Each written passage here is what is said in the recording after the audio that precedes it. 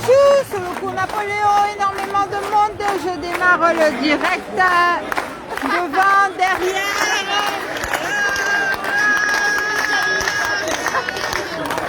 Les gens qui sont en train de nous rejoindre, qui sont sur les côtés aussi.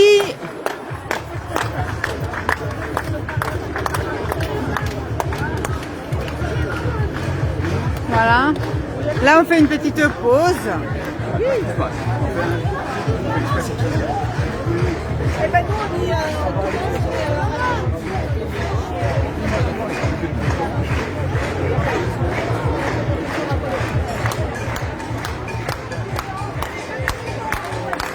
Voilà mes amis. Liberté, liberté, liberté, liberté, liberté, liberté.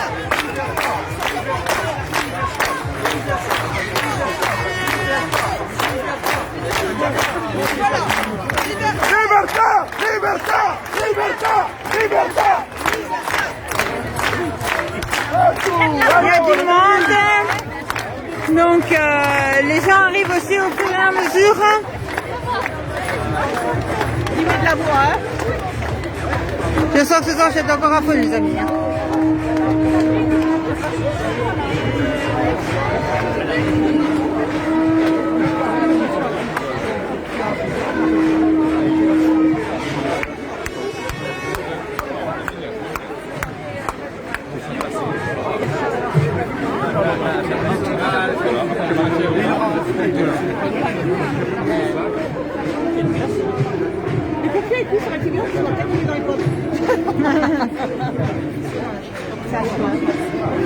J'ai fait une lettre à Saint-Pierre pour Macron. Hein. La chaleur est écrasante, je vous cache pas. Hein. Non. Donc je pense que beaucoup de gens vont nous rejoindre à la préfecture. Pour lui, en fait. Mais qu'il ne repose jamais en paix. Parce que tous les vieux qui sont morts de sa faute sont en train de se relever pour dire « Et mon fils, il n'est pas venu m'embrasser avant de partir. » L'enculé. Il a raison. Il est dans son agriculture, il se respecte l'agriculture. Et ça, on vous dit, c'est des fake news.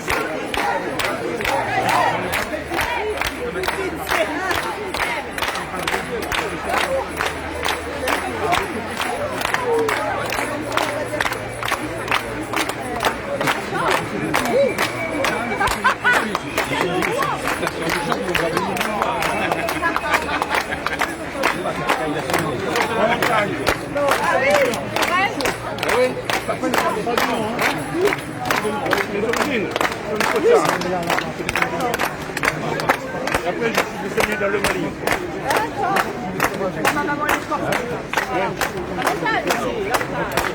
Et à Olmeto, on porte fort. Je vais faire un petit live. Tu restes à côté de Nadine. Je vais monter et redescendre. Je vais faire une petite montée et une petite descente. Voilà, que vous voyez un peu le monde qu'il y a, mes amis.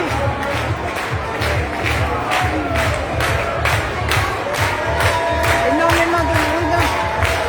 Alors, je me suis mis sur le côté frais pour remonter pour Napoléon.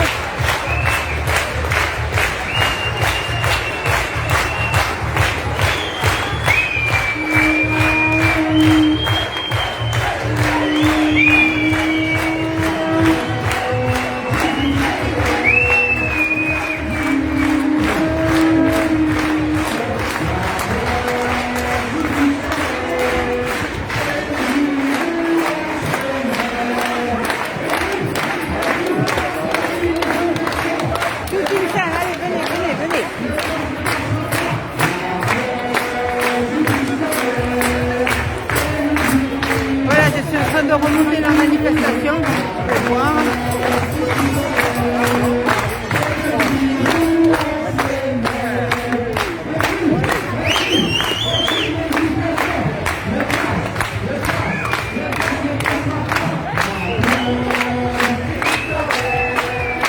Coucou Marie-Noël. Tu savais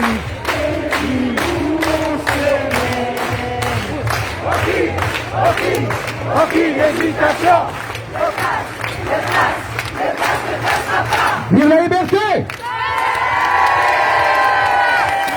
Liberté de choisir! Les gens vont nous rejoindre. À bas la dictature sanitaire!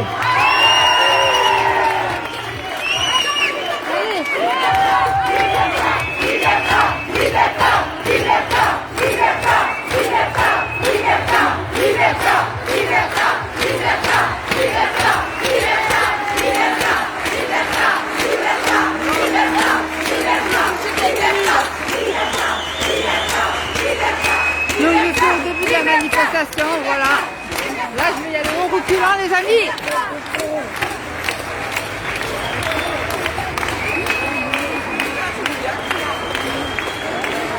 Hier, la Ne nous regardez pas, rejoignez-nous. Ne nous regardez pas, rejoignez-nous. Ne nous regardez pas, rejoignez-nous. Ne nous regardez pas, rejoignez-nous. Ne nous regardez pas, rejoignez-nous. rejoignez-nous.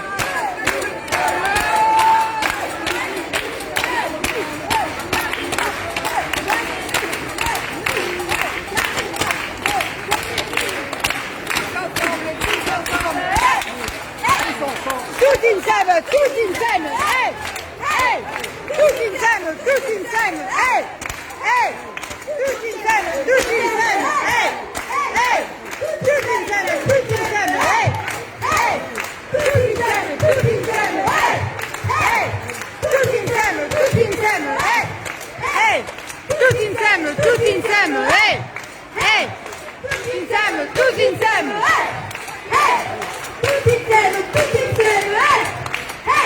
La bandière que vous pouvez voir là les amis. J'ai pas assez de recul.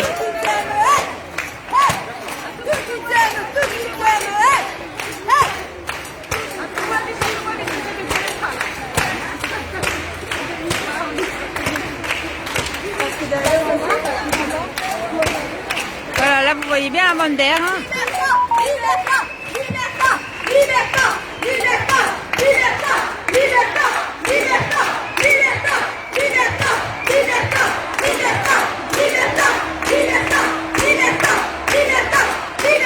Pour ceux qui disent qu'il n'y a aucun Corse, on voit des banderes marquées encore une fronte. Il y a beaucoup de Corses, la majorité c'est des Corses. Hein. Voilà. 95% de Corses. Beaucoup de soignants.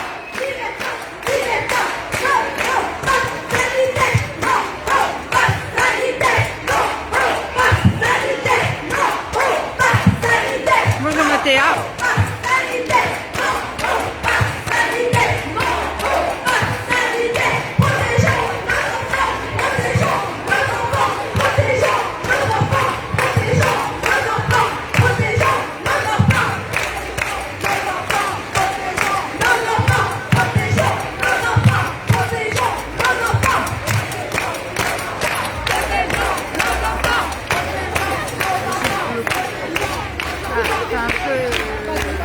Macron, si tu savais tes mesures, Macron, si tu savais tes mesures où on se les met. Aucune hésitation. Le passe, on n'en veut pas. Macron, si tu savais Des mesures. Macron, si tu savais tes mesures où on se les met. Aucune hésitation. Le passe, on n'en veut pas. Macron, Si tu savais quelles mesures, Macron, si tu savais quelles mesures où on se les mène.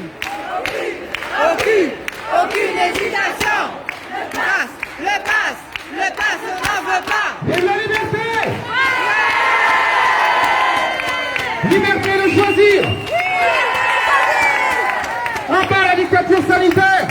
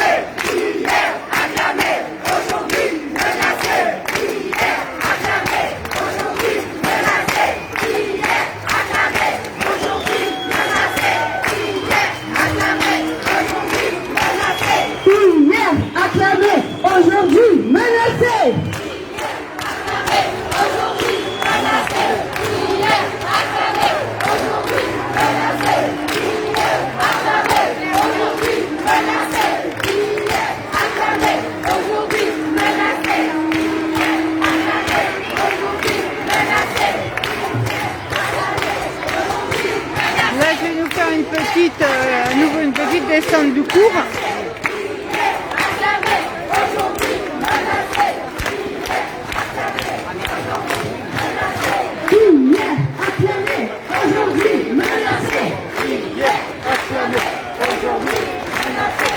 Voilà les amis, on est en live direct là.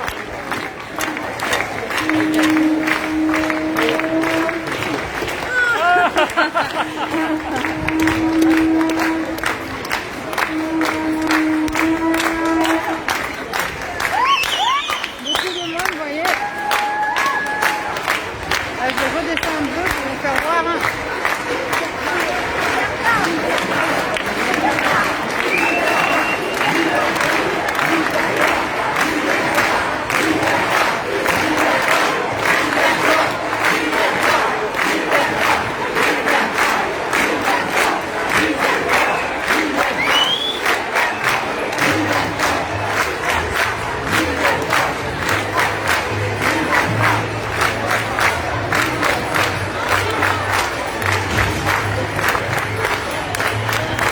Il y a beaucoup de monde.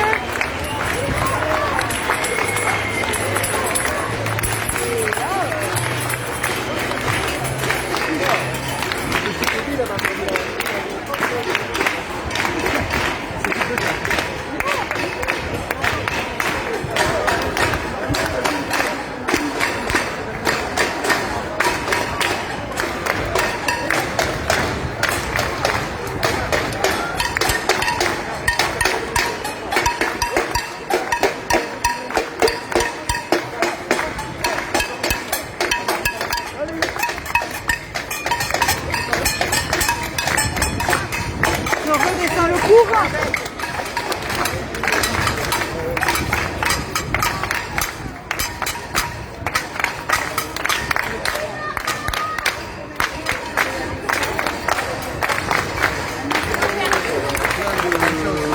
On fait du tatou. Beaucoup de monde. Quand je remonte.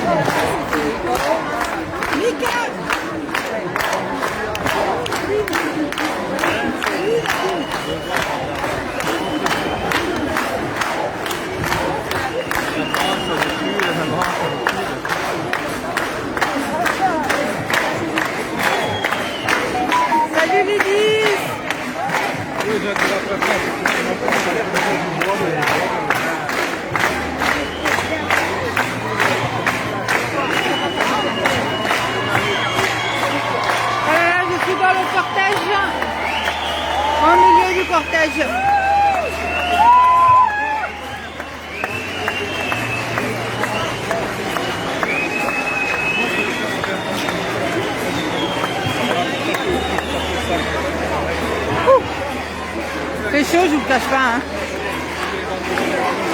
Libre.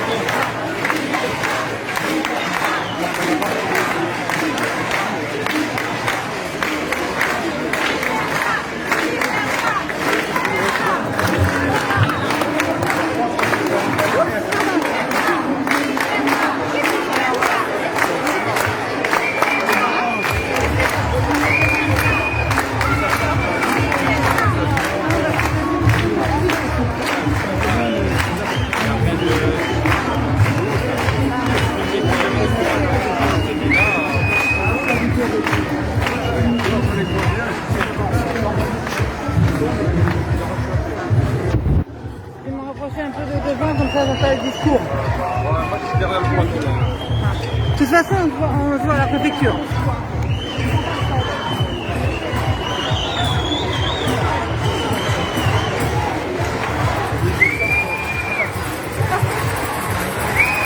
Je fais mon live. Oui. T'as vu Rosine? Non. J'ai pas vu. Autant elle nous attend à la préfecture. Il semble avoir vu son chéri, mais je ne connais pas. J'ai reconnu quelqu'un qui semblait lui ressembler. Savoir si c'est lui qui est venu par elle, peut-être. Non, j'ai pas son téléphone, alors sinon je l'aurais appelé, mais elle a le mien de toute façon.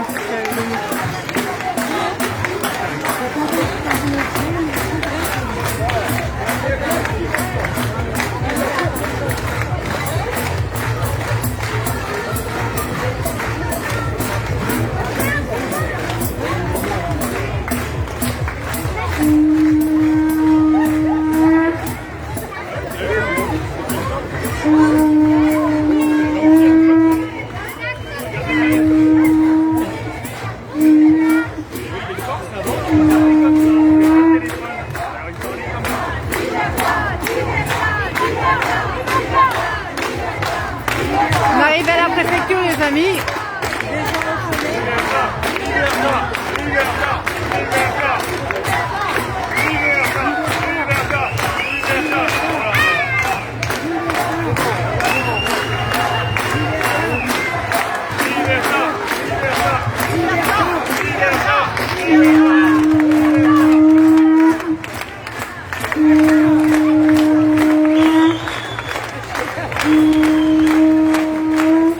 Même les toutous qui manifestent, vous voyez.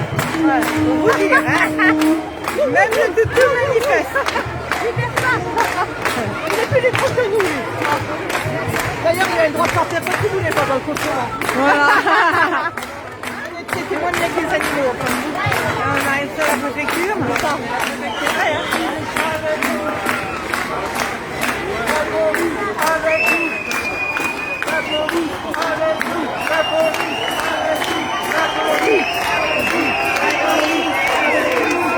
Là, ça crie la police avec nous. Et ça siffle puisqu'on arrive devant la préfecture française.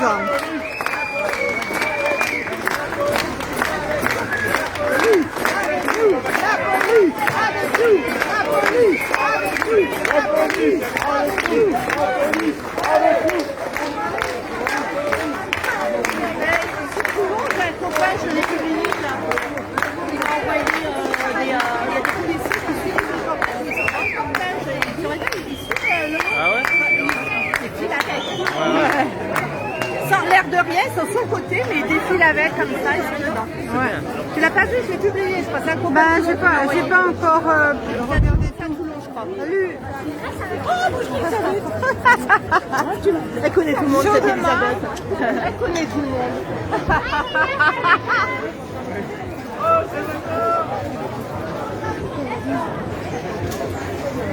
Voilà, donc là nous sommes à la préfecture. Bon, je vais essayer de me mettre pour voir les interventions. Ouais.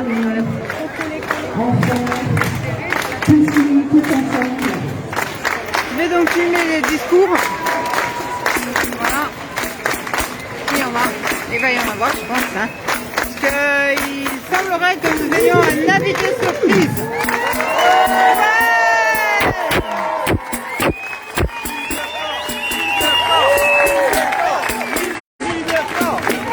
Petit problème technique. Allez, faites du bruit parce qu'on est là avant tout pour se faire entendre.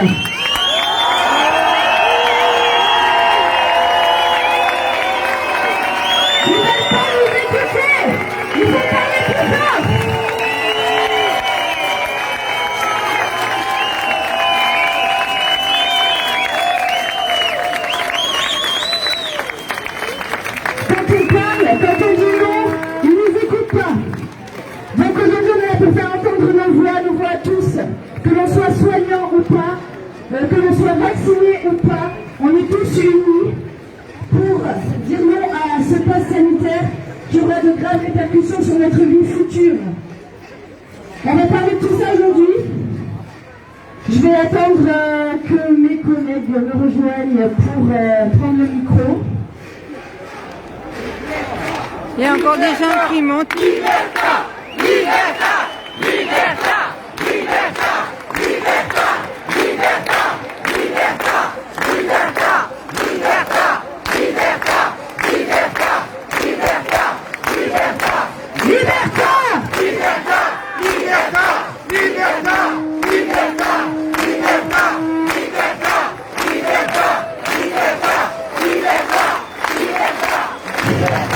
Aujourd'hui, il y a plusieurs collectifs qui sont présents, nous sommes de plus en plus nombreux et de plus en plus soudés, unis, sans casquette. On est tous là pour les mêmes raisons.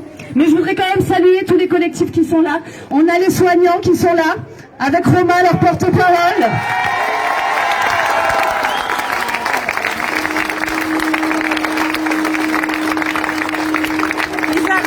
On a Réaction 19 qui est là. Avec Mélanie, leur porte-parole. On a les masques blancs qui ont été les premiers à s'élever contre la dictature. Avec Patrick.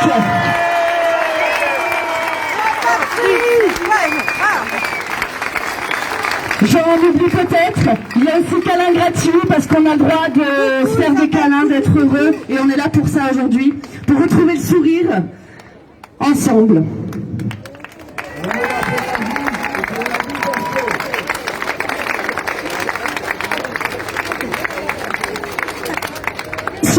Nous avons Emilien que vous connaissez qui parle divinement bien et que j'attends au micro s'il vous plaît. Emilien.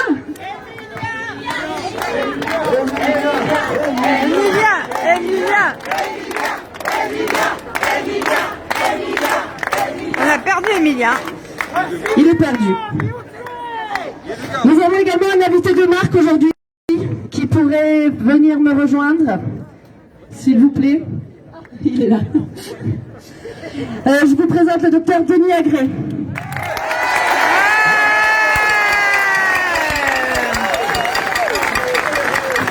Exceptionnel, nous avons Denis Agré à Ajaccio. Je vais lui laisser le micro. Je pense que vous le connaissez tous parce que nous qui sommes ici, on regarde tous les mêmes infos, je pense. Et on le voit beaucoup sur le net. Je lui passe la parole. Eh bien, bonsoir tout le monde, je suis ravi d'être ici, merci de votre accueil.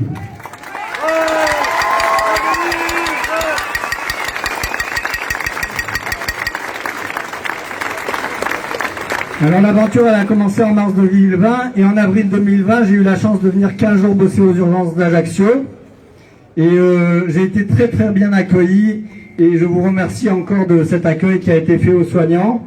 Et vous êtes extrêmement nombreux à être des soignants ici, et il y a aussi des médecins. Et on est très nombreux à avoir compris que le gouvernement nous ment depuis plus d'1 an et demi.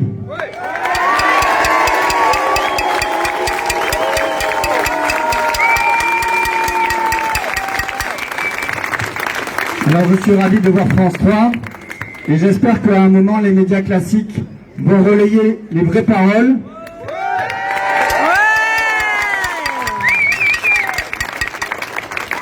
Et il est indispensable de réinformer les populations de manière factuelle.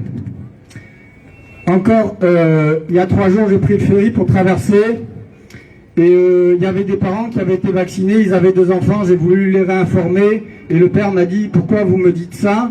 Et je lui ai dit « C'est parce que je fais mon travail de médecin et c'est pour protéger vos enfants. » Mais il n'a pas entendu mon message. Pourquoi? Parce que il a son regard qui est pointé d'un côté et il ne voit pas les effets indésirables graves et les décès après vaccination qui sont bien cachés sur le site public de l'Agence nationale de sécurité du médicament.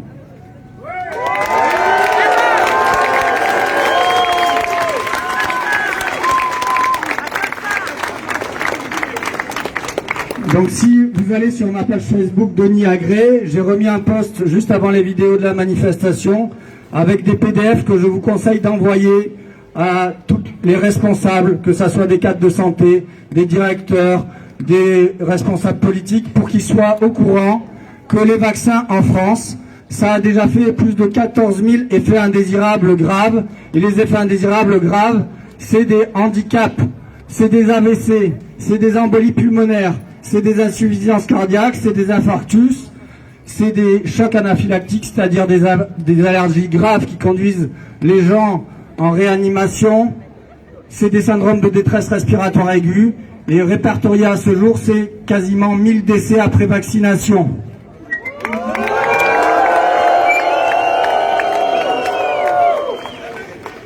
Il y a eu une parution aux États-Unis qui a montré que les sites publics qui donnaient l'information, en fait, il y avait à peu près 5 fois plus de décès ou d'effets indésirables. Ça veut dire qu'en France, on serait déjà quelque part à plus de 5000 décès et pas loin de 75 000 effets indésirables graves. Donc il est absolument indispensable de réinformer la population. Il est absolument indispensable que les médias classiques retournent leurs caméras et regardent vers les bons endroits et pas vers ces espèces de, on va dire, médecins qui font le showbiz depuis des mois, que ça soit Karine Lacombe qui passe sur Femme Actuelle ou Martin Blachier.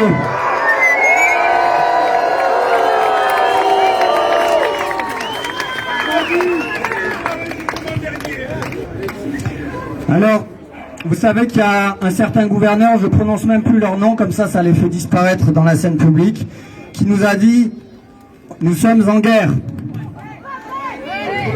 Et moi je vais vous dire, pour gagner cette guerre, et ça se passe magnifiquement, cette manifestation, comme toutes celles qui se passent en France en ce moment, il faut s'apaiser, nourrir le moins possible la colère ou la tristesse, et nous resterons en paix, et nous gagnerons la paix.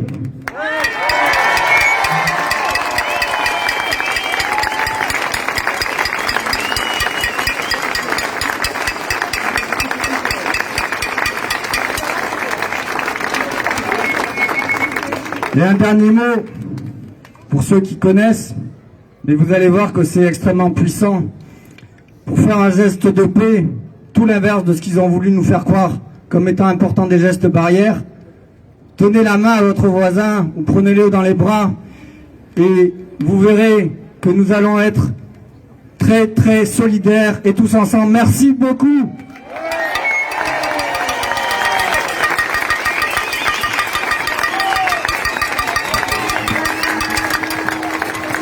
Merci. Je vais passer la parole maintenant à Romain, le collectif des soignants. On peut l'applaudir, le motiver.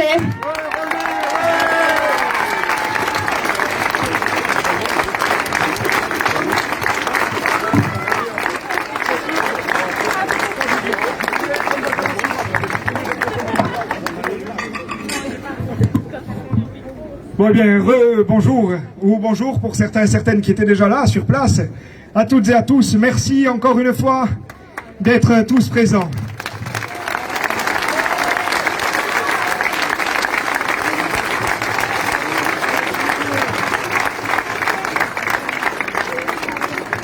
Alors aujourd'hui, je voudrais vous remercier, bien sûr, mais aussi, je tiens à remercier quelque chose qui pour nous est important, c'est-à-dire le positionnement qu'ont eu beaucoup de syndicats à se manifester aujourd'hui. C'était très important pour nous d'avoir leur soutien et on en est très heureux, vraiment. Non, sauf qu'on ne les voit pas dans les manifestations, c'est bien dommage. On attend qu'ils viennent.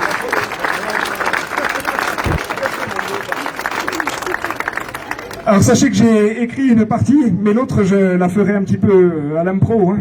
C'est le but, c'est le cœur qui doit parler aujourd'hui parce que malheureusement on n'a plus de liberté, donc il faut bien que notre cœur parle. Hein. Cette obligation concerne tous les soignants, des administratifs aux infirmiers. Tous les soignants, hôpitaux, cliniques, EHPAD, pompiers, aide à la personne, enfants et handicapés, hein, entre autres, ambulanciers, vraiment tous les soignants. Nous avons travaillé en cas contact Covid positif, hein, et nous avons toujours fait le maximum. À ce moment-là, nous étions des héros. Une personne vaccinée ou non peut attraper et transmettre le virus. Il faut laisser le choix aux gens.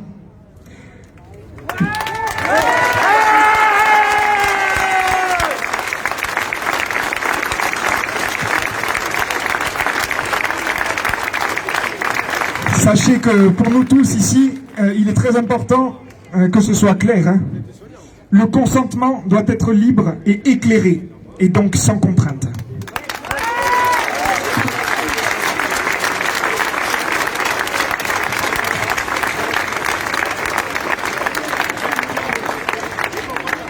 Aujourd'hui, on doit le dire tous, hein, on est tous d'accord, non au chantage du « tu te vaccines » ou « tu te dégages ».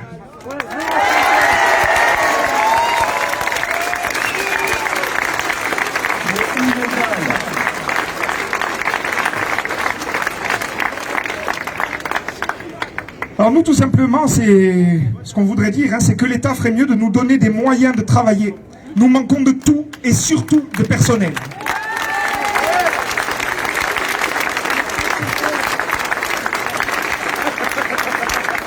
Donc un petit mot pour l'État, hein. Arrêtez de nous menacer, vraiment, et donnez-nous les moyens de bosser.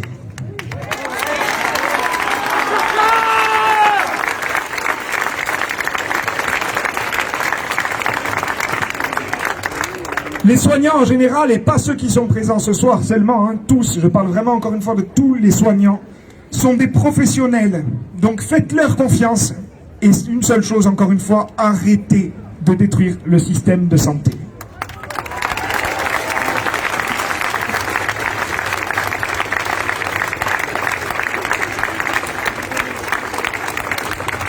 Donc on dirait un truc hein, qu'on aime bien dire chez nous, c'est basta, la menace, basta.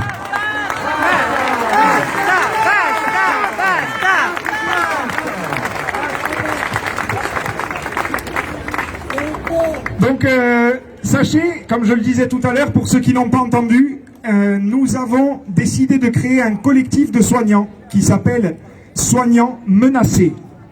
Aujourd'hui, on nous traite de menaces, et en réalité, nous sommes plus menacés qu'autre chose. Hein. Nous ne sommes pas la menace, sachez-le.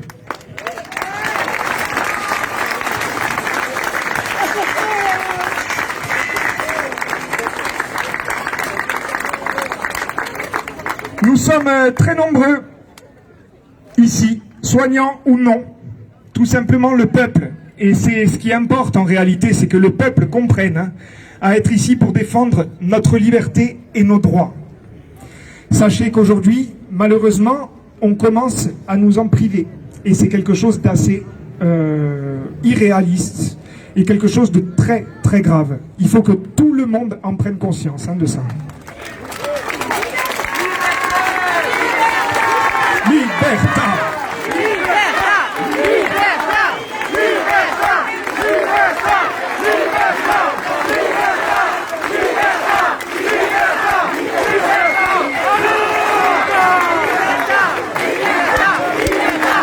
libertà, libertà, libertà, libertà,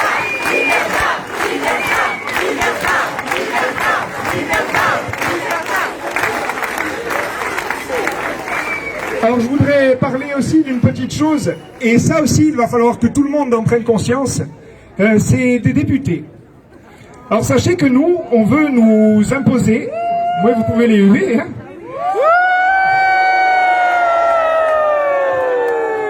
On veut nous imposer un pass vaccinal. Eh bien sachez que les députés en seront exempts, on ne leur en demandera pas, hein.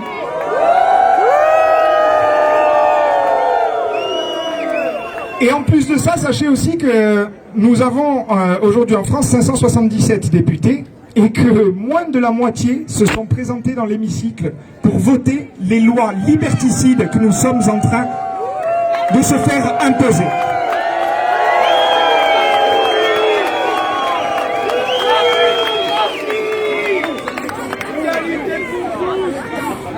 Donc oui, ce que nous demandons, c'est l'égalité pour tous, bien entendu, mais surtout la liberté. C'est ça qui est très important, la liberté de choisir. Nous ne sommes absolument en rien obligés, et par quiconque, de ce passeport vaccinal, hein, si je peux me permettre. Désolé si ma phrase n'est pas bien formulée, hein, c'est de l'impro. Donc je vais parler maintenant, c'est la chaleur, la fatigue et tout ce qui va avec depuis maintenant presque 10 jours, même plus. Alors il faut savoir que je parle des soignants parce que j'en fais partie, mais qu'il y a aujourd'hui tous les métiers qui sont concernés. Alors tous, sauf quelques-uns, que je ne citerai pas, mais tous seraient concernés. C'est-à-dire que vous soyez de n'importe quelle branche, vous aurez malheureusement la pseudo-obligation d'utiliser ce pass vaccinal. C'est une honte, tout à fait. C'est tout à fait une honte. Et il faut savoir que, pire que nous, parce que moi, personnellement, bon, je suis pas bien vieux, ça c'est vrai, il y en a qui me répondent, ouais, mais tu es pas vieux, tu as... Ok, j'ai mon âge, j'ai 32 ans, si vous voulez savoir, mais maintenant, on va essayer de toucher à mon fils. Et là, par contre, ça ne passera jamais.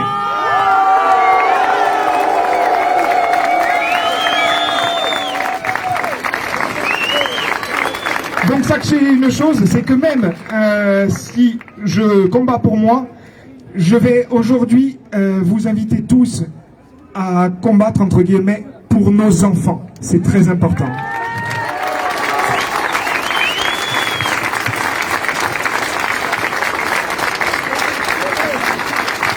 Bonjour Marie-Laure.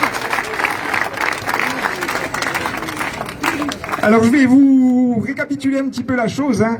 Nous, alors je vais parler des soignants en général, parce que je vais me permettre de remettre les choses à leur place.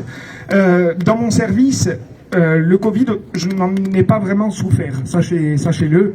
On a fait des heures, et je vais vous avouer que pour ma part, c'est un petit peu la seule chose que j'ai faite. Mais j'aurais aimé participer à ce combat.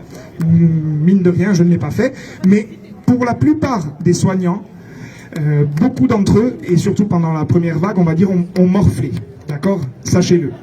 Et aujourd'hui, quand je vous parle, certains d'entre nous sont pris pour des parias.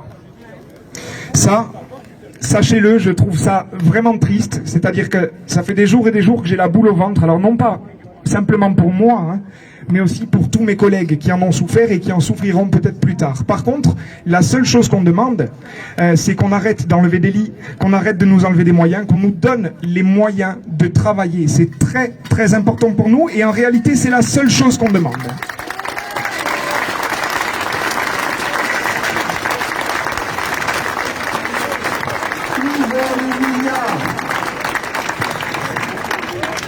Alors il faut savoir qu'il y a derrière tout ça aussi un manque de compétences de l'État. C'est-à-dire qu'on vous a dit une fois, il faut mettre les masques, c'est très important. La seconde fois, il ne faut pas les mettre. Après, on vous a dit... Oui, c'est un petit peu ça. Après, on vous a dit on ne supprimera plus de lits. Eh bien, on en a supprimé. Maintenant, on vous parlait d'un vaccin non obligatoire. Eh bien, on va vous l'obliger. C'est-à-dire qu'il y a une espèce d'incompétence et d'incohérence de l'État totale. Et on arrive aujourd'hui, maintenant, malheureusement...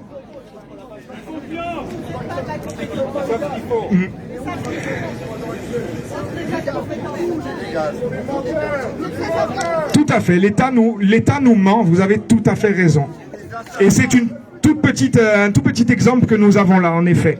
Donc aujourd'hui, moi, ce que je voudrais souligner, et sachez-le, pour tous ceux qui vont regarder la télé, qui vont m'écouter maintenant, qui écouteront nos compagnons qui vont parler juste après, c'est que le réel ennemi, ce n'est pas nous qui décidons de refuser le passeport vaccinal ou la vaccination. Le réel ennemi, si on regarde bien, au final, ça reste l'État.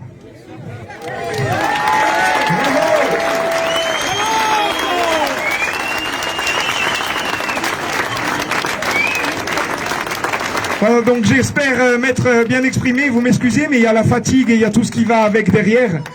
Je vous remercie à tous. Merci beaucoup. Et donc je vais reprendre les rangs et laisser le micro à nos amis ici. Hein. Merci beaucoup. Merci Romain et bravo. Je vais repasser la parole quelques minutes au docteur Agré, qui a une petite précision à nous apporter. Par la suite, j'aimerais rappeler les médias de France 3 ou les autres d'ailleurs à venir nous écouter, à essayer de diffuser une autre parole que celle qu'on nous rabâche dans les oreilles depuis plus d'1 an.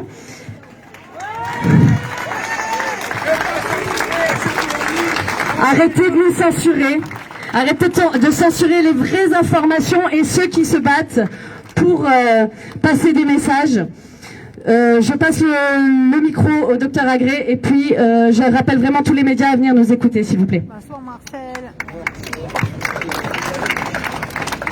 Alors j'avais encore 2-3 trucs à dire parce que j'ai des éléments de compréhension à vous donner. Alors notre collègue il vous a dit le réel ennemi c'est l'État. Un autre ennemi c'est la peur.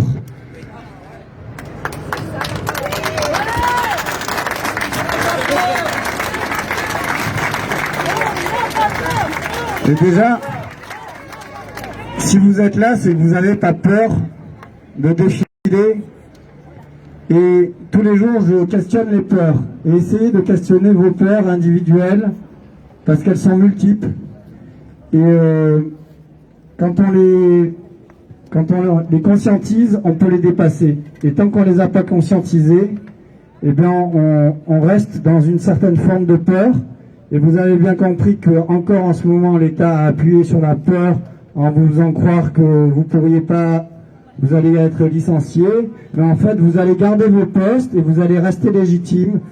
Et vous allez rester souverain. Et les soignants, vous allez juste tous vous mettre en grève en France et vous allez faire la grève comme d'habitude.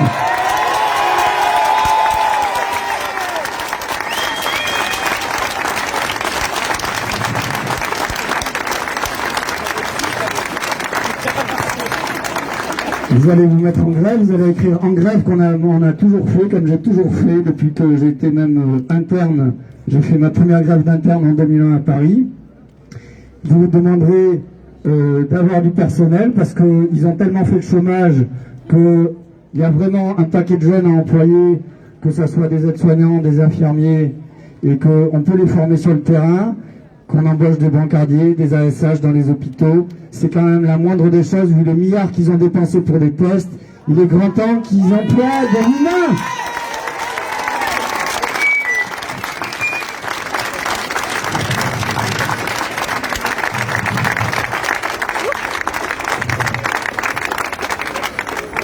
Parce que employer des humains, c'est vertueux.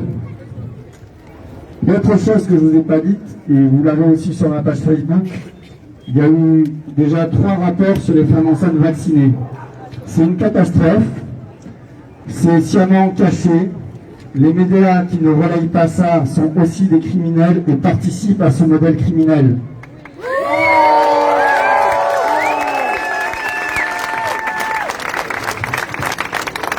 D'ailleurs, France 3 est parti. Dans le deuxième rapport, j'ai pas lu le troisième en détail parce que j'ai pas eu le temps. Dans le deuxième rapport, il y avait déjà 4 morts in utero entre 6 et 8 mois de grossesse après vaccination, avec des thromboses multiples sur les placentas, avec une thrombose sur un cordon ombilical d'un enfant qu'on a dû accoucher de manière urgente parce que le jour de la vaccination, il a fait un trouble du rythme cardiaque et que donc en sortant le bébé en urgence, ils ont eu un thrombus sur le cordon ombilical. Ça veut dire qu'il y a plus d'oxygène qui arrive au bébé.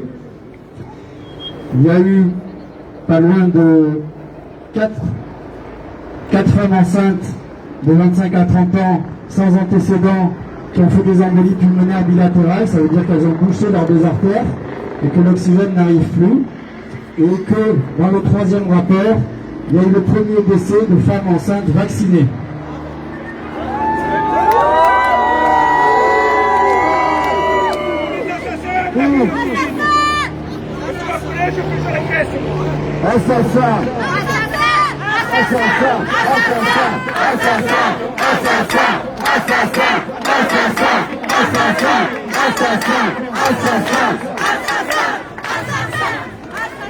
Donc tout ça, le gouverneur le savent. Vous voyez, on a la chance de vivre, moi je dis, la plus belle guerre du monde parce qu'on peut manifester librement. Quand on se rapporte à d'autres guerres comme 39-45, on n'était certainement pas à faire de la résistance comme on est en train de faire aujourd'hui. Et vous voyez, je suis ravi de vous dire ces mots-là devant la préfecture d'Ajaccio. Et vous voyez, écrit liberté, égalité, fraternité, c'est ce qu'on est tous en train de revivre encore plus intensément. Et encore merci à vous d'être là tous les jours. Liberté, égalité, fraternité.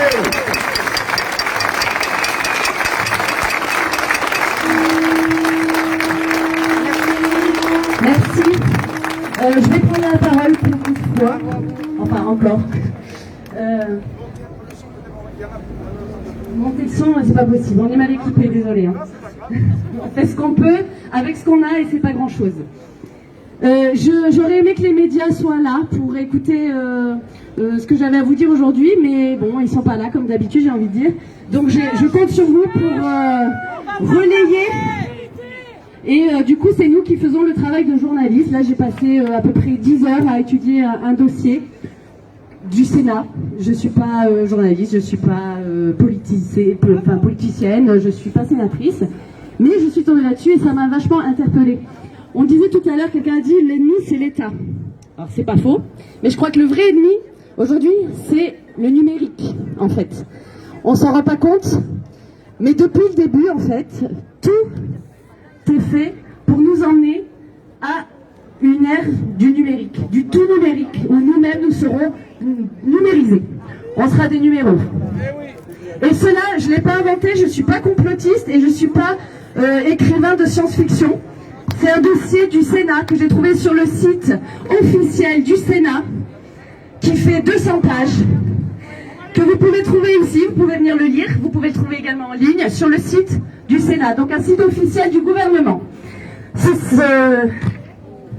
Ce dossier, il a été fait par 3 sénateurs, je citerai pas les noms, mais bon, 3 sénateurs, et il veut nous dire, ce dossier, que dans le monde entier, le numérique s'impose comme un élément clé de la sortie de la crise. Donc en fait, c'est pas les soignants qui vont nous sauver, c'est pas les médecins, c'est le numérique. Session ordinaire de 2020-2021, enregistrée à la présidence. Alors dans ce dossier, il y a quelque chose de très intéressant dans le tout premier paragraphe, le tout premier mot. Ils nous disent « L'utilité des outils numériques dans la gestion de crise dépasse le seul domaine sanitaire et s'étend également à d'autres types de crises, nucléaires, catastrophes naturelles, terrorisme, qui ont en commun de présenter un danger élevé et imminent pour la population. » Nous, on croyait que le Covid, c'était la fin du monde, mais non. Il nous reste le nucléaire, le climat et encore plein d'autres crises derrière.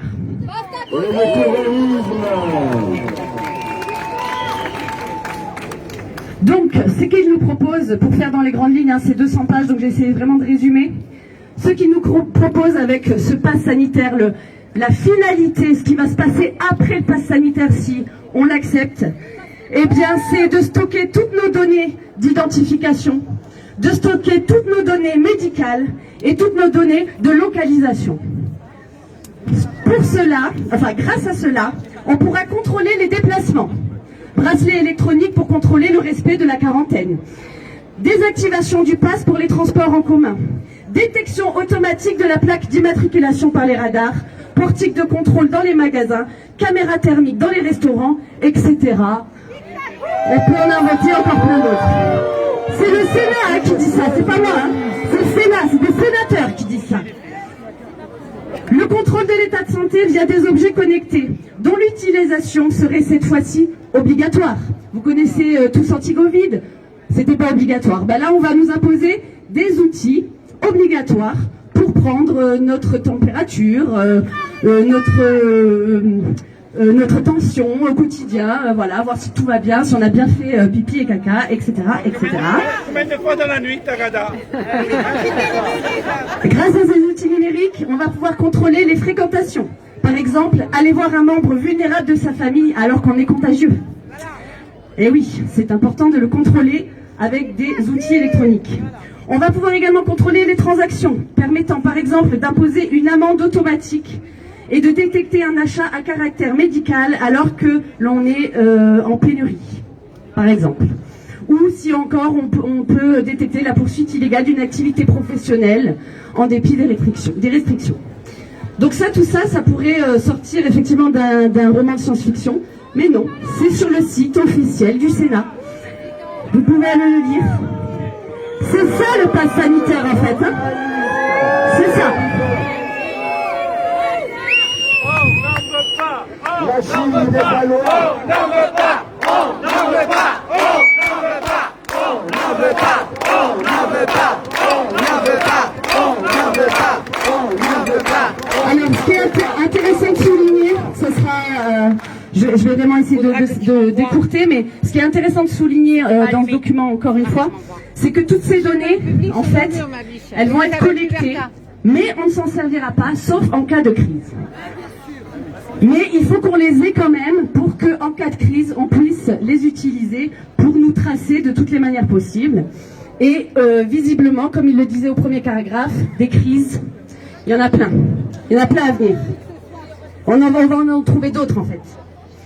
Donc voilà, pour terminer, je vous invite vraiment à aller lire ce document parce que il est très explicite sur ce qui nous attend, sur le monde de demain, le monde d'après pass sanitaire. Si on accepte ça aujourd'hui, on sera tous poussés, numérotés, nos moindres faits et gestes seront épiés et collectés dans des bases de données. Et en plus, ça je vous l'ai pas dit, mais les géants du numérique sont tous cités comme de magnifiques partenaires avec qui il faut traiter. Hein, donc là, je ne sais pas si c'est les 3 sénateurs qui l'ont écrit ou si c'est les lobbies des GAFA, mais en tout cas, ça fait peur. Donc je vous invite vraiment à aller regarder ce document. Pour terminer, eh bien, quelles sont nos solutions en fait pour éviter ça? Parce que le vaccin, bon ben, c'est médical. Moi, je ne vais pas vous parler de s'il faut se vacciner ou pas vacciner. Le Covid, chacun a son avis. Est-ce grave, est-ce moins grave? Mais en fait, là, ce qui est vraiment grave, c'est le pass sanitaire. C'est ce qui va nous arriver demain. La société dans laquelle on va vivre, c'est vraiment ça pourquoi il faut lutter aujourd'hui. Comment on peut lutter? Boycott.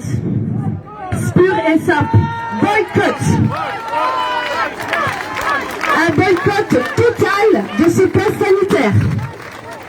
Par les commerçants, par les soignants, par le citoyen lambda, par n'importe qui. On boycotte, on ne l'utilise pas. Même si on est vacciné, on l'utilise pas, on n'en veut pas. Merci.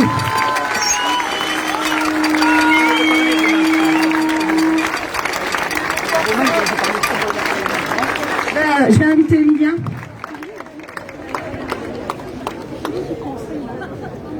Nous avons des sénateurs qui font la pute.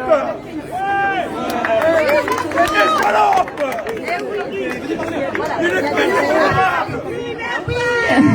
La liberté, hein, on ne veut pas de ce pass sanitaire. Je vais appeler Emilien au micro. Donc absolument aucun élu de l'Assemblée de Corse. Moi je vais aller sur un autre point, maires peut-être certains vont me reprocher que c'est un peu plus politique politicienne, populisme ou d'autres insultes classiques, hein, on est tous habitués. Je vais revenir donc sur ces jours-ci, hein. Vous savez que donc le projet de loi dans lequel on discute, il est en ce moment au Sénat et au Conseil constitutionnel, donc officiellement, mais bon, on sait tout, évidemment, depuis quelques jours on a tous constaté qu'il y a déjà des commerces qui l'appliquent, hein. Sous couvert du décret, le décret qui date du 19 juillet. Donc on voit que c'est une espèce de théâtre tragicomique et je peux vous dire que bon, peut-être qu'il y a un des rares français à m'être tapé quelques nuits blanches là, à regarder sur LCP. On sait que je suis un peu masochiste sur ça, j'avoue. Je peux vous dire que c'est tragicomique et que c'est vraiment la caisse enregistreuse, le rejet systématique. Ils ont rejeté des amendements de bon sens, par exemple l'amendement simplement qui disait que le pass sanitaire prendrait automatiquement fin après la crise sanitaire, ce qui paraît le plus logique, non, rejeté aussi. Et finalement, même pour rentrer aux hôpitaux et aux EHPAD, il va le falloir aussi. Hein. Finalement, ils ont revoté ça à la piate à 5h du matin. Donc voilà, donc c'est le système européen, ça. Quand on dit non, ben on fait revoter jusqu'à ce qu'on dise oui, donc forcément. Donc le principe, il faut se rappeler qu'il y a encore au début du mois de juillet, le Conseil d'État il déclarait recevable le principe du pass sanitaire sous la condition qu'il ne devait pas concerner les activités de la vie ordinaire. C'était le 6 juillet de mémoire. Donc c'était très clair. Quelques semaines plus tard, rien à redire, ou si peu sur cette extension. Finalement, ça passe à les comprendre. Alors on a une seule dame qui s'est levée, qui a eu du courage, c'est la défenseur des droits, Madame Lédon. Elle a listé 10 points vraiment de friction par rapport aux principes, aux valeurs, démocratie, république, constitution, tous ceux avec quoi le pass sanitaire rentrait en contradiction. Et bien là pareil, les arguments ils ont été balayés d'un revers de main par le gouvernement. Illégal, non, anticonstitutionnel, mais quelle idée, contraire aux valeurs du pays, allons donc. Et puis finalement, ils se sont quand même réveillés, ils ont dit « Ah, il y a peut-être quelque chose d'anticonstitutionnel là-dedans. » Vous avez vu à quel moment ils se sont réveillés? Au moment où ça les concerne à eux. Voilà, donc le pass. Hors de question de présenter un pass sanitaire pour entrer dans l'hémicycle ou pour exercer des missions parlementaires à l'Assemblée. Ce serait une folie, là. Ah, là, ce serait contraire aux libertés, ce serait incroyable. Alors, je vais vous citer... On va laisser parler Dieu directement, hein, le président de l'Assemblée nationale, Richard Ferrand. Donc, selon qui la mise en place d'une telle mesure, ça pourrait porter atteinte au principe de libre exercice du mandat parlementaire. Alors c'est marrant, voilà, il utilise le liberté lui aussi, hein. C'est drôle. Donc faute de vaccination, un jour ou de test négatif, alors les députés seraient alors empêchés d'accéder à l'hémicycle. Après, il a essayé de modérer en disant non mais finalement oui, dans le cadre du Palais Bourbon, mais peut-être pas dans l'hémicycle. Alors en gros, les collaborateurs qui vont passer simplement dans la cour, pour eux il leur faudra. Mais pour nos maîtres consacrés, là c'est hors de question. Alors maintenant, on connaissait l'immunité parlementaire, ils viennent d'inventer l'immunité sanitaire. Incroyable. Mais après tout, je sais pas pourquoi on est encore surpris, parce qu'après tout, il n'y a rien d'étonnant là-dedans. Souvenez-vous, en septembre dernier, M. Castex, invité sur France 2, je crois que c'était Léa Salamé qui donnait l'interview, et il a cité les Français, faut installer absolument sur les téléphones tous anti-Covid et tout, allez-y. Monsieur Castex, vous l'avez installé? Ah ben non. Ah ben moi non, hein. Ah mais c'est pas pour les gens comme moi, hein, vous savez, c'est pour les... Voilà, c'est pour... il en bégayait, on aurait dit Bourville face à De Funès dans la grande vadrouille, vous savez. Et s'il y avait eu que lui, mais le truc... Après on a eu... Alors excusez-moi, je reprends mes exemples.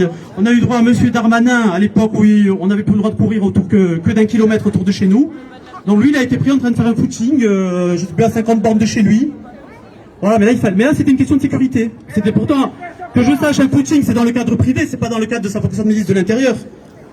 Donc, en quoi il a eu le droit. Après, on a eu la sénatrice dont j'oublie toujours le nom, excusez-moi, Madame Garriot-Mellam. Alors elle, au printemps dernier, carrément, elle sort d'un palace, elle sort de son repas, elle venait de manger au resto, elle est en tête à tête, elle a dit, ah bon, c'est interdit, bon, je savais pas...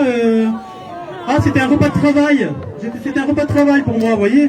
Ils sont sans vergogne aucune. Et on va citer carrément le plus grand de tous, puisque Macron lui-même, il a chopé le Covid, je vous rappelle, à l'époque où on était interdit d'être plus de 6 autour de la table, et il y a eu une réunion à l'Élysée où ils étaient 12. Mais c'était pour le travail, ils étaient espacés, voilà, ils ont le droit, quoi, en gros. Donc, quel anniversaire. Et c'était plus que 12. Voilà, tous ces exemples, c'est même pas pour stigmatiser les élus en particulier, hein, c'est simplement, bon, si vous le faites, laissez-nous le droit de le faire aussi. Et donc maintenant, c'est de plus en plus limpide que ces mesures ne sont en rien pour la protection. Et les gens qui nous gouvernent ne croient pas eux-mêmes à la pertinence des mesures qu'ils nous imposent. Je vais être un peu plus optimiste, je vais parler de l'application du pass elle-même, parce qu'il ne faut pas se leurrer, il va être très très dur à appliquer, en fait, ils peuvent voter tout ce qu'ils veulent. Il ne faut pas céder au défaitisme. Ce qui a été voté un jour, ça peut être déjugé le lendemain. On a l'exemple d'Israël, on a l'exemple de la Russie. La Russie, ça n'a pas mis 3 semaines à exploser. Et pour là, je vais rejoindre un peu ma collègue précédemment. Évidemment, le boycott, c'est une arme absolue, hein. Mais ce projet, je pense qu'il va se heurter à son application sur le terrain. On a vu aussi que les restaurateurs ne sont pas des policiers, les salles de cinéma ne sont pas des succursales de centres de vaccination, et les bibliothèques, c'est des lieux destinés à tous. Alors, pour ce pass, il rentre aussi en contradiction avec des lois et des conventions européennes qui, jusqu'à preuve du contraire, n'ont toujours pas été abrogées. Donc ça va constituer une force assez importante pour les avocats et pour tout citoyen qui veut imprimer, se référer à la loi. Il va avoir de quoi se défendre. Notamment, il faut céder à aucun chantage dans le cadre professionnel, que ce soit professionnel, médical, personnel, les gens qui font du chantage, le chantage vaccinal. Il faut leur mettre en évidence ces dispositions. Et voilà, alors c'est important, surtout refuser de signer un consentement, ça ne peut pas être un consentement parce que c'est quelque chose qui vous est extorqué.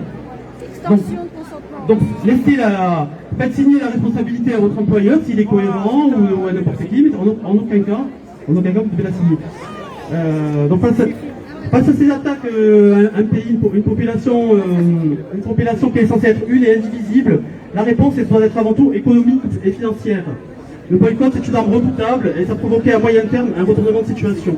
Si les commerçants venaient dans leur grande majorité à rejoindre le combat, par exemple, ils peuvent privilégier un système de jauge. On l'a vu, il y a déjà des cinémas qui le font, je crois, dans Tchatourian.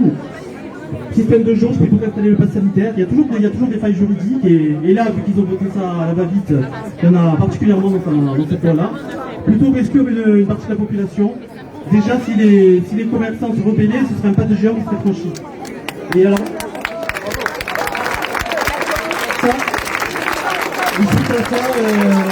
on l'a vu en Italie quand ils ont fermé les restaurants en Italie en 2021, ils sont trop ligués et ils ont trouvé des solutions, ils ont trouvé des alternatives. Il n'y a pas eu de fermeture stricte, ils ont trouvé d'autres formules.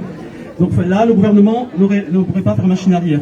Il faut se rappeler, alors on discute en ce moment beaucoup les définitions, je citais l'autre soir le totalitarisme, on nous conteste souvent le terme de dictature. Moi je vais revenir tout simplement sur démocratie, parce que la démocratie, c'est pas élire quelqu'un pour 5 ans et lui donner un blanc-seing pendant 5 ans, il décide de tout ce qu'il veut. Ça n'a jamais été ça. C'est devenu ça malheureusement parce qu'on a tendance à déléguer. C'est aussi pratique aussi dans notre vie de tous les jours. Hein, comme disait ma collègue précédemment, moi aussi je passe des heures, j'aimerais bien faire autre chose, mais des fois je passe des heures à étudier des textes, à regarder à la traque aux fake news parce que je sais que Olivier Véran et compagnie peuvent affirmer tout ce qu'ils veulent du jour au lendemain, on va jamais les reprendre. Nous, s'il y a une virgule qui est fausse dans un témoignage qu'on publie, on va être sûr qu'on nous tombe dessus. Donc la démocratie, c'est au quotidien, c'est pas, voilà, comme je disais, c'est pas délégué à quelqu'un et après fermer sa gueule. C'est au quotidien, c'est par le peuple, pour le peuple. Et voilà, il n'est jamais trop tard pour s'en souvenir.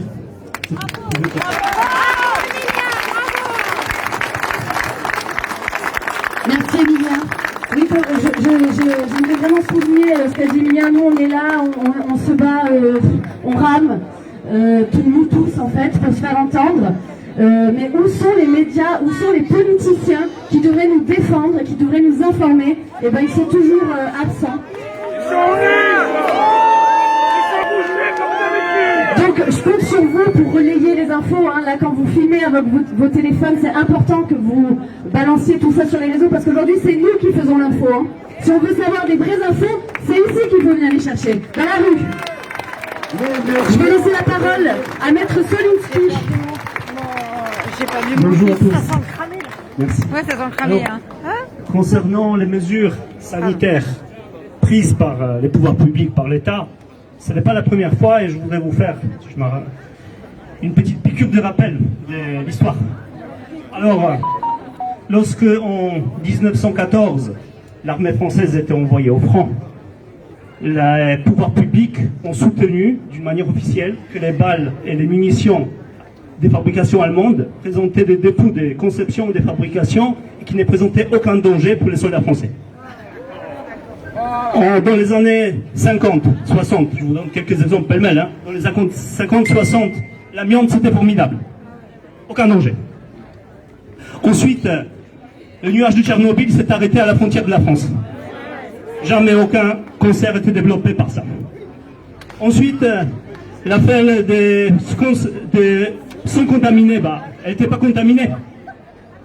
Ensuite, les Mediator, formidable. Ensuite, les vaccins contre la grippe aviaire, formidable, tout le monde doit se vacciner, sinon on va tous mourir. Ce sont quelques exemples, mais on peut en trouver beaucoup. L'histoire montre que, d'une manière générale, ceux qui gardent la tête froide et leur libre juge, qui sont capables d'analyser les données, ils résistent mieux, ils sont capables de laisser moins de plumes que ceux qui croient bêtement la parole du gouvernement.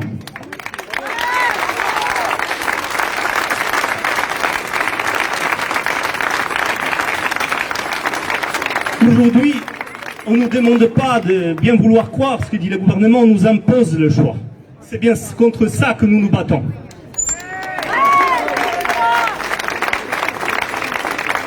Et j'en profite pour vous rappeler quelques faits nouveaux depuis semaine dernière. Donc, concernant les pays les plus vaccinés, où, contrairement à ce que nous soutient le gouvernement, le Covid n'est pas du tout combattu, parce que nous voyons à travers Israël, Royaume-Uni ou Islande que variant Delta progresse, même s'il n'est pas mortel, il ne cause pas beaucoup de décès, mais il progresse. Ça contredit très clairement la thèse soutenue par le gouvernement. On pourrait donc se poser question, mais pourquoi on fait ces mesures, pourquoi on les prend? Et dans ce cadre, le Royaume-Uni qui a pris les décisions parfaitement inverses de la France, le 19 juillet 2021, président britannique Boris Johnson a déclaré Freedom Day, la journée à partir de laquelle toutes les restrictions sanitaires vont être abrogées, et effectivement, toutes les restrictions sanitaires étaient abrogées au Royaume-Uni. On pourrait, dans la mesure où M. Macron exige les sacrifices énormes et la surveillance de l'ensemble de la population, on pourrait attendre à ce qu'il condamne fermement l'attitude de nos voisins britanniques. Il devrait dire que peut-être M. Boris Johnson est un criminel et qu'il ne devrait pas vivre sur Terre. Or, il n'en est rien, et même pas une quarantaine a été décidée concernant les ressortissants britanniques qui viennent en France. Et tout au contraire, M. Clément Beaune, représentant du gouvernement, a été interrogé par l'ambassade de France au Royaume-Uni pour répondre aux questions. Est-ce que les Freedom Day britanniques est une mesure irresponsable? Il a répondu, pas du tout, ce n'est pas du tout une mesure irresponsable. Alors du coup, on ne comprend pas. Si ce n'est pas irresponsable de lever toutes les restrictions britanniques, pourquoi est-il irresponsable d'aller prendre un café sur une terrasse en Corse?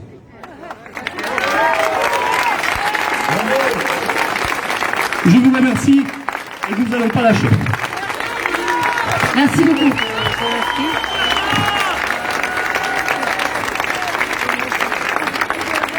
Bonjour.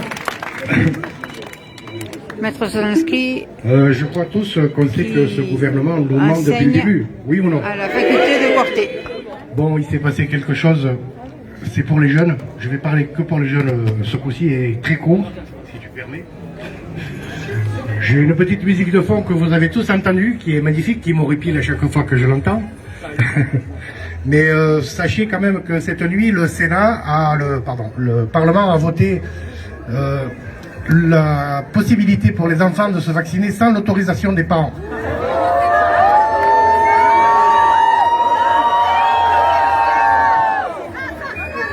Donc si vous voulez faire venir votre enfant qui est sur le continent, il lui faudra l'autorisation parentale des deux parents, mais tout seul il pourra aller se faire vacciner, donc je vous conseille de bien parler à vos enfants, de bien leur dire que c'est rien.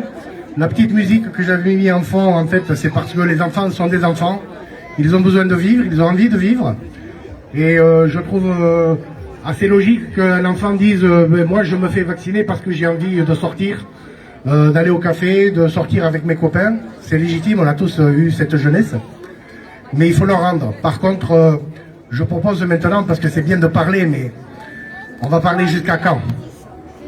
Donc là, en ce moment, on est devant la préfecture. J'ai proposé plusieurs fois qu'on arrête de venir devant la préfecture parce que c'est juste le représentant de ce gouvernement de merde.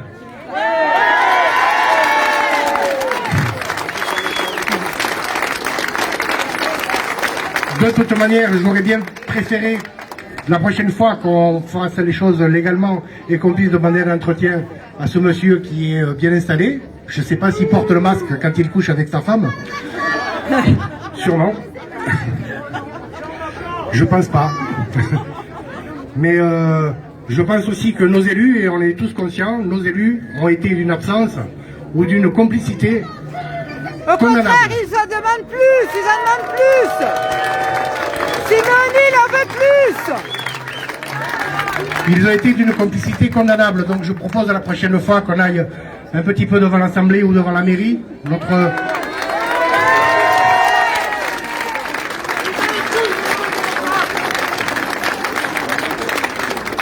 Notre maire a avoué ses allégeances il n'y a pas très longtemps. Donc, à vous de voir. Hein.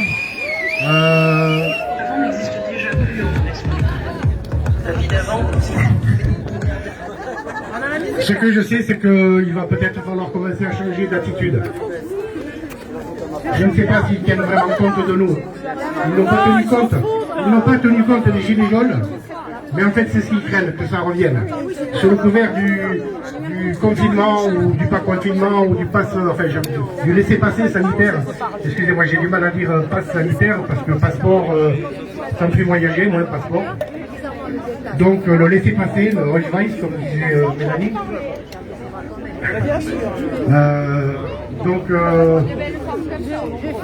Ce que je voulais dire, c'est voilà, il faut se battre, mais je crois qu'il va falloir commencer dans sa tête à penser qu'il va falloir se battre autrement. Ils vont faire exactement comme pour les gilets jaunes. C'est pas difficile. Ma collègue tout à l'heure a appelé les médias. Ben oui, mais les médias, ils peuvent venir. Hein. Ils raconteront ce qu'ils auront à raconter, ce qu'on leur dira de raconter, quoi qu'il arrive. Notre ami du Cameroun, l'autre jour, les a invités. Je ne sais pas s'ils ont répondu à son invitation. Je pense pas. Pourquoi faire? Ils devraient raconter la vérité. Donc, non, c'est plus possible. Les médias, il ne faut pas compter dessus. Il faut arrêter de regarder la télé. Ça, c'est un bon remède. Moi, personnellement, ça fait quelques mois que j'ai arrêté et je vais beaucoup mieux.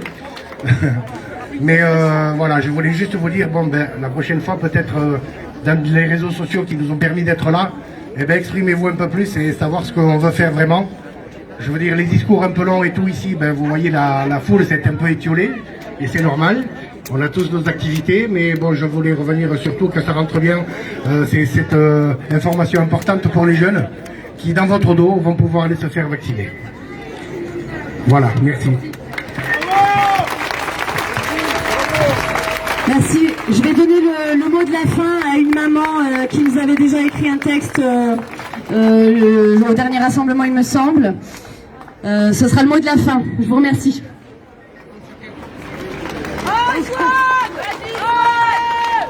Samedi dernier, j'ai pris la parole. Il y a 2 ans, cela m'aurait paru impossible. Il y a 2 ans, beaucoup de choses qui se passent en ce moment m'auraient paru impossibles. Je l'ai fait car je me suis rappelé que quelques jours avant, nos amis politiques nous rabâchaient à quel point chaque voix comptait. Ces mots, à la base, je les ai écrits pour moi. Et je me suis aperçu qu'ils avaient touché beaucoup de monde. On m'a demandé de les mettre sur les réseaux, mais je ne m'y suis pas résolu. Par contre, si ces mots vous touchent, résonnent en vous, vous pouvez les partager, les faire voyager ou vous les approprier. Eux au moins sont libres de droit.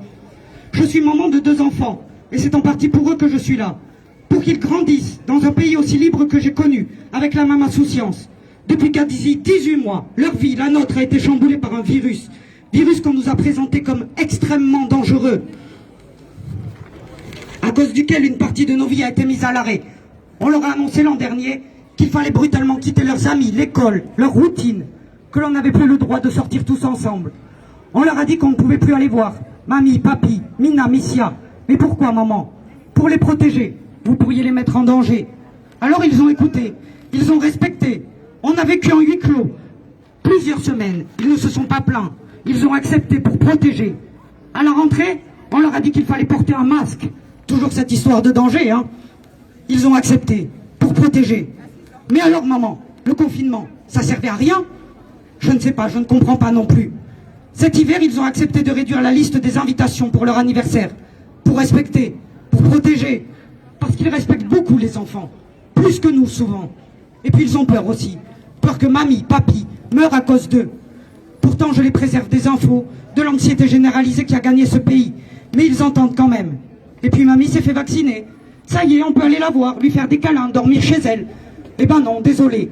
Le docteur a dit c'est trop tôt. Et il faut encore les masques. Et il faut les gestes barrières. Mais maman, je sais, je ne comprends plus non plus. Voilà, 18 mois que ça dure. Je ne suis ni anti-vax, ni complotiste. Mais stop. Aujourd'hui, c'est à moi de les protéger. Je leur ai dit pourquoi j'étais là. Pour leur liberté, la mienne, la vôtre. Je suis chef cuisinier.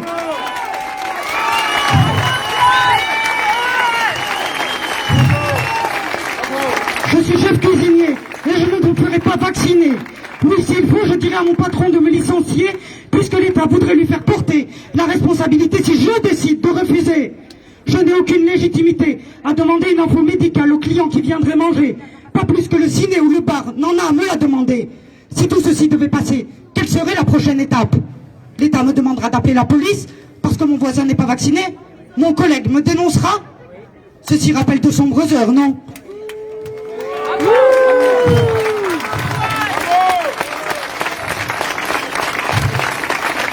Oui, aujourd'hui je suis en colère quand je dois dire à mon fils de 9 ans que nous n'irons pas à la Croix-Branche cet été, alors que mon voisin y va. Mais je peux lui expliquer. Oui, aujourd'hui je suis en colère quand je dois dire à ma fille de 6 ans qu'à partir de la semaine prochaine, je n'aurai plus le droit d'aller manger une glace en terrasse avec elle. Mais je peux lui expliquer. Quand du haut de ses 6 ans, elle me dit en pleurant, maman, fais-toi vacciner s'il te plaît. C'est difficile, mais je peux lui expliquer.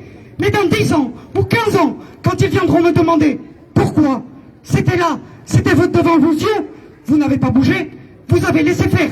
Ce jour-là, je ne pourrai pas expliquer. Cette maman, elle me donne les larmes aux yeux. Oui, je veux que mes enfants grandissent dans un pays où ils ont le droit de penser par eux-mêmes, d'être en désaccord avec la majorité, de disposer librement de leur corps, sans craindre de sanctions. Aujourd'hui, il est de mon devoir de les protéger. Il est de notre devoir à tous de les protéger. Les miens, les vôtres, ceux à venir.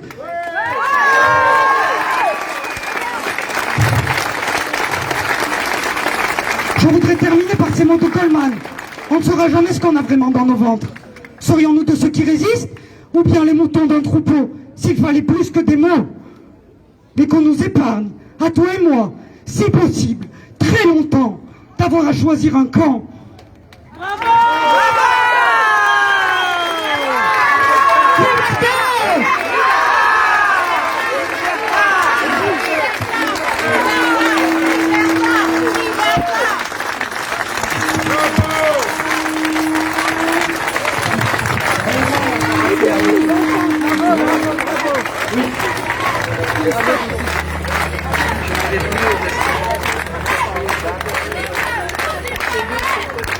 Je vous envoie un peu les blouses des soignants accrochés à la préfecture. Hein. Libre de choisir, je ne suis pas un criminel, vous me tuez. Nos passes, non à l'obligation, nos passes. Là, je ne vois pas. Touchez pas à nos enfants. Liberté de choisir sans être menacé d'arrêt de son salaire et de son emploi. Ne nous enlevez pas la gamelle. Nous allons nous chercher, venez nous chercher le 15 septembre. Hier acclamé, aujourd'hui menacé. Laissez-nous travailler tranquille.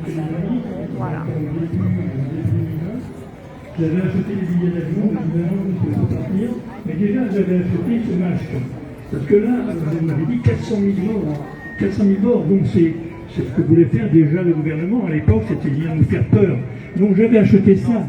Mais là, il est tout simple, mais normalement, il y a des grosses cartouches de chaque côté. Il est tout lourd, j'en avais acheté pour moi, pour ma compagne. C'est resté dans la boîte. Alors ce que je voulais vous dire aussi, c'est qu'en 2015, ma femme, elle est décédée. Elle est décédée d'un cancer, elle est décédée à la Timone. Et les industries pharmaceutiques, et certainement les médecins d'ailleurs, avaient certains intérêts.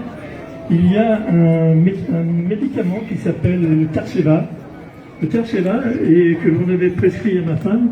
Et on avait dit à ce moment-là, oh, j'avais vu un neurochirurgien qui m'avait dit, oh, bah, si on lui a prescrit ça, c'est que c'est pas bien grave, c'est que ça va s'améliorer. Elle est morte 4 mois après. Simplement pour que vous sachiez un petit peu, le Tarceva, une boîte de 30 comprimés, ça coûte 1 665 €. Remboursé, évidemment, heureusement, par la sécurité sociale, à 100%. Donc cette peur, moi j'ai plus peur de l'avion que du Covid, j'ai passé l'âge, j'ai 76 ans, mais j'ai pas peur du tout du Covid. J'ai pas peur non plus des contraventions. J'ai peur simplement que la France devienne ce que le gouvernement veut. Et je vois qu'il y a quelque chose que je voudrais vous dire aussi, parce que ça c'est quelque chose qu'il faudrait que vous diffusiez. Je l'ai déjà essayé par différentes personnes, des contacts, de pas passer à la télévision, j'en ai rien à faire, c'est pas pour moi, mais simplement pour montrer que le gouvernement qui veut actuellement nous départager, il y a des vaccinés d'un côté et des non vaccinés de l'autre. Moi, quand j'ai pris le bateau au mois de janvier, il y avait quelqu'un qui voulait se boxer parce que je n'avais pas le masque. Alors, simplement pour vous donner une information, c'est technique, c'est pas compliqué, on peut le trouver soi-même, mais ça, évidemment, il faut le cacher. Un litre d'air, ça pèse 1,224 grammes. Vous pouvez vérifier sur Internet, mais ceux qui font de la plongée, ils le savent. Un virus, ça pèse 0,0000000 15 0 et 1 gramme. Évidemment, le virus, il n'est pas tout seul. Le virus, je ne suis pas médecin, hein, mais le virus, il est dans une particule aqueuse qui est propulsée par la respiration. C'est pas uniquement par les postillons. Alors les petits postillons, puis il y a les gros glavios. Non, ils ne vont pas à 1 mètre, 2 mètres. Ils vont à 10 mètres, à 15 mètres, à 50 mètres. Et ça, les particules, elles ne sont pas plus épaisses que les particules fines d'une fumée de cigarette. Donc si quelqu'un a, par exemple la dame qui fume, eh bien si jamais en envoyant sa fumée, je la sens, et puis que dedans elle a un virus, elle a un virus du corona, eh bien, je pourrais être atteint. Alors bon, les masques c'est important pour les chirurgiens, évidemment, ils ne vont pas envoyer leurs microbes ou leurs bactéries dans le ventre d'un opéré, mais pour nous, il y a plein de trous partout. Donc ça ne sert strictement à rien. À rien, oui, si, parce qu'on nous dit qu'il faut nous laver les mains 50 fois par jour. C'est ça la peur. Et donc en ce moment, le gouvernement veut nous départager, veut nous dresser les uns contre les autres. Il faut penser à ça. Donc, n'ayez pas peur. Alors surtout, d'ailleurs, je peux quand même citer Florian Philippot qui à chaque fois rappelle les mêmes choses. On peut se soigner. On peut soigner, mais c'est la première des choses qu'il faut faire. Il ne faut pas attendre au bout de 3 semaines. La personne, c'est les mourante et puis elle commence à la soigner. Il faut le faire dès le départ. C'est ça le plus important. Il ne faut pas l'oublier. L'arme de destruction massive est la peur. Les masques avec le carnaval, il faut mettre les cagoules comme l'UAPN.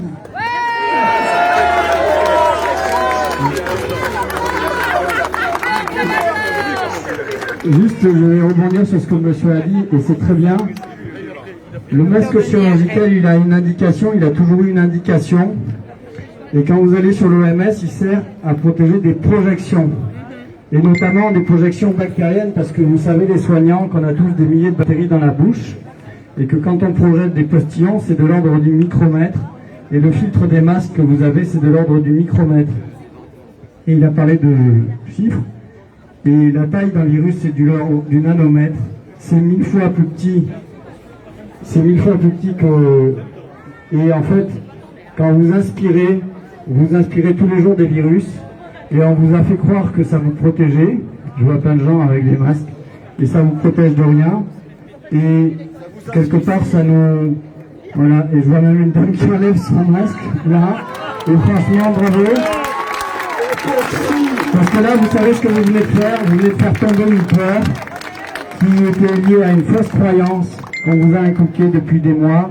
Et je vous remercie. Et vous voyez le questionnement de la peur et de questionner ces peurs et de les identifier. C'est ça qui va nous permettre, comme dit Louis Fouché très intelligemment, de transformer nos peurs en courage. Merci. Merci.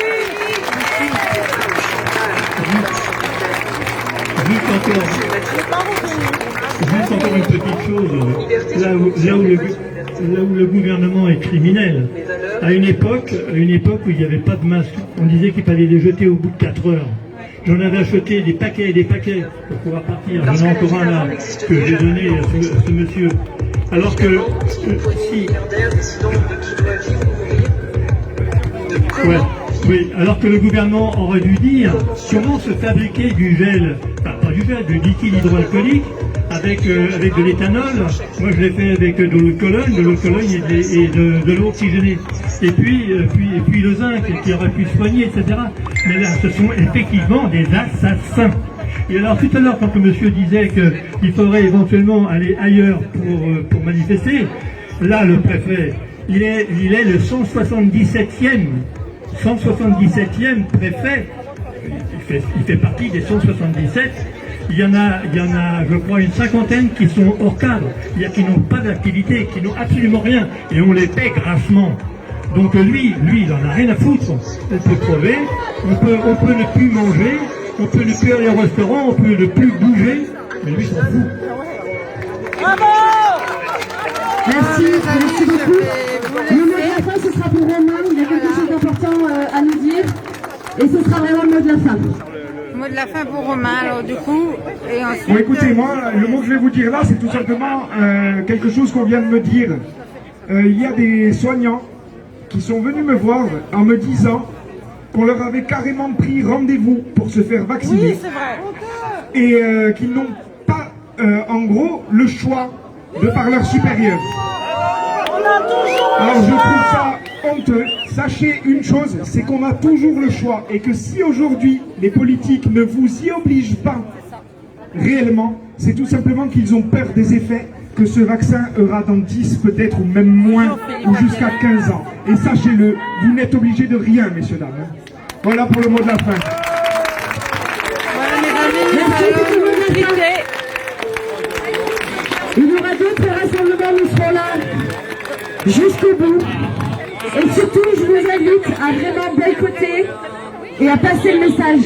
On boycotte le pass, passez ce message le plus possible, montrez les vidéos de ce qui se passe ici, réinformer les gens. Il faut vraiment qu'il y ait un consentement